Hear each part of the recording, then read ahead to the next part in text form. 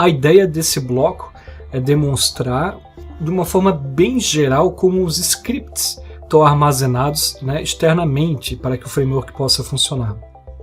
Não é nesse bloco que eu vou mostrar como programar no código. Então a ideia é assim, é buscar familiarização de como isso está estruturado. Tá? Quando o Visual Code Studio está instalado na máquina de vocês de modo padrão, vocês podem clicar com o botão direito e vai ter uma opção aqui para vocês abrir de fato essa pasta inteira no Visual Studio Code. No meu caso, eu instalei uma versão portátil, que ela não tem instalador, é só uma pastinha para descompactar, então tem que ir manualmente aqui. Só para explicar brevemente a diferença, tá? Isso é um pouco mais de costume, de como cada um gosta de utilizar a ferramenta. Caso a pasta não apareça aqui, eu posso estar fechando ela, né? Só com um testezinho, aqui em File, Close Folder, né? Talvez a primeira tela inicial seja assim. Quando vocês clicam aqui nas folhinhas, no menu superior esquerdo, aparece Open Folder. Pode clicar tanto aqui como em File, né? Open Folder, mas a ideia é eu levar aqui para a minha pasta de instalação, que aqui está no Framework. Aí eu tenho toda a hierarquia de arquivos aqui comigo, tá? Eu vou entrar então aqui na parte de Dev. E basicamente do include para frente estão nossos arquivos que a gente vai trabalhar. Então é bacana esse aplicativo, utilizar o Visual Code Studio, porque vocês vão ter essa visão aqui de árvore, né? Eu só quero voltar um pouco acima aqui na config para vocês saberem da existência desse connections.qvs, porque é aqui onde a gente muda as pastas, caso tiver o desejo de apontar ela para outros lugares, tá? É muito comum, eu vejo algumas empresas, às vezes o ODS está num disco, o DWH está em outro, então por isso que ele fica assim separado, e principalmente no SAS. Às vezes é um outro servidor, uma outra conexão totalmente diferente entre um lugar e outro, né? Então aqui fica fácil de vocês alterarem. No que se refere ao include, no bloco anterior eu falei sobre os scripts globais, né? Então nos scripts globais eu tenho basicamente a chamada do Excel da planilha de parametrização, que vai dar start em todo um script dinâmico para buscar os objetos, criar as variáveis, enfim, vai ter várias estruturas para depois no futuro conectar no banco de dados, numa base específica, criar toda a sequência, né, de metadados ou de incremental e tudo mais.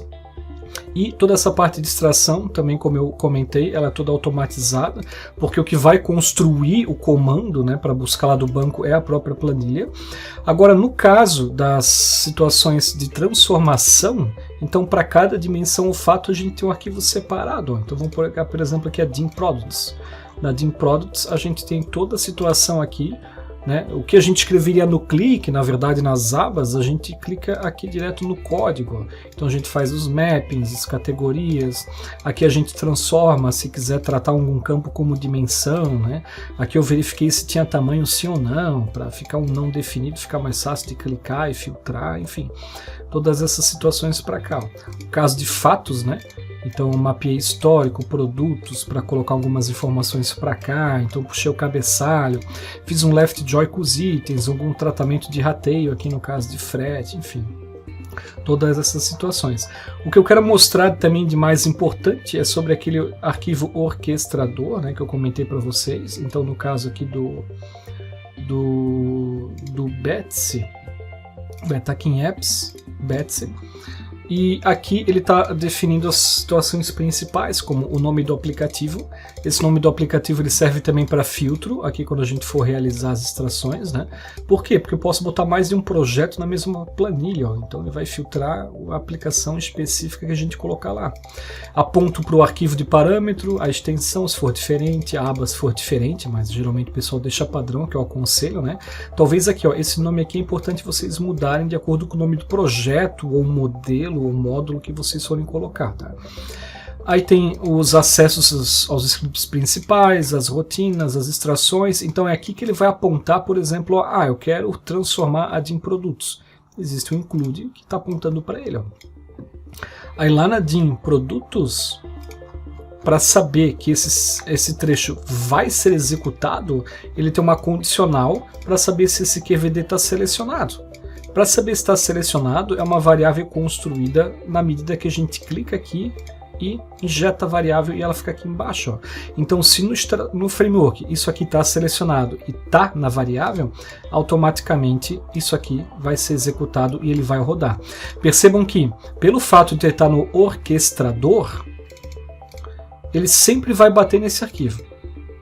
Agora, o fato de rodar o conteúdo do arquivo ou não, que daí é daqui para baixo, depende dessa condicional para ver se ela está selecionada, tá? Tipo assim, ele vai chegar a bater de produtos, vai dar uma mensagem na tela que ele entrou aqui dentro, mas é com essa condicional que ele começa a criar, fazer o registro de eventos e tudo mais.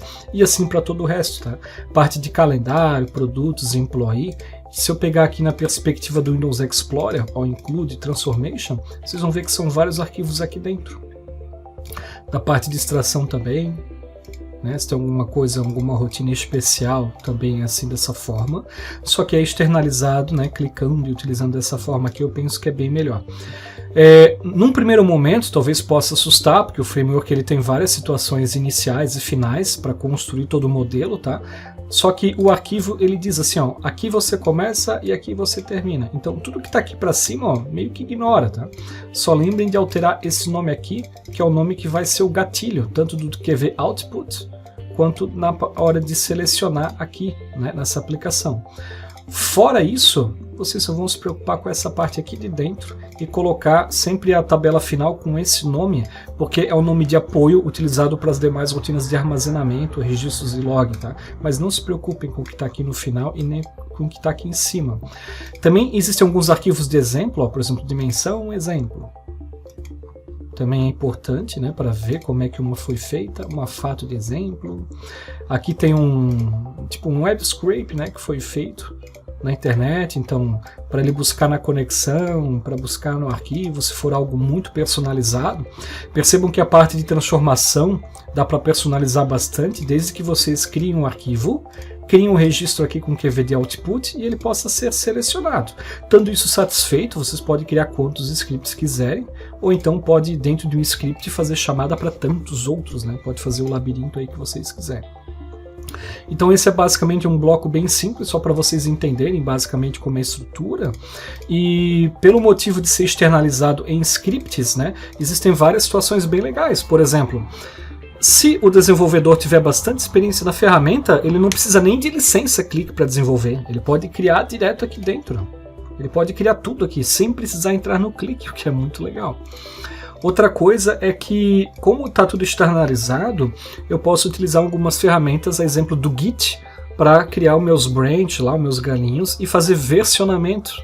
Eu também é muito mais fácil de criar um backup. E outra coisa que daí eu penso que é o motivo maior de externalizar algo, né, é que, por exemplo, uma vez que eu crio uma rotina de transformação de uma DIN Customers, eu posso utilizar ela para vários outros projetos. Aí eu altero somente ela e isso respinga para todo mundo, né? Não há necessidade de eu ter que ficar fazendo retrabalho, algum controle maior, porque a ideia é de um projeto ele ser utilizado para os demais, de uma forma modular e da qual no futuro eu posso estar explicando para vocês, né, quando chega o tema de, mas eu tenho um projeto de varejo, outro de compras, só que de compras eu vou usar o DIN do varejo, né, com certeza, não vou criar uma DIN produtos de novo só por causa do compras. O que eu posso fazer é, como o compras vai depender de campos adicionais, eu adiciono esses campos no meu projeto do varejo, por exemplo.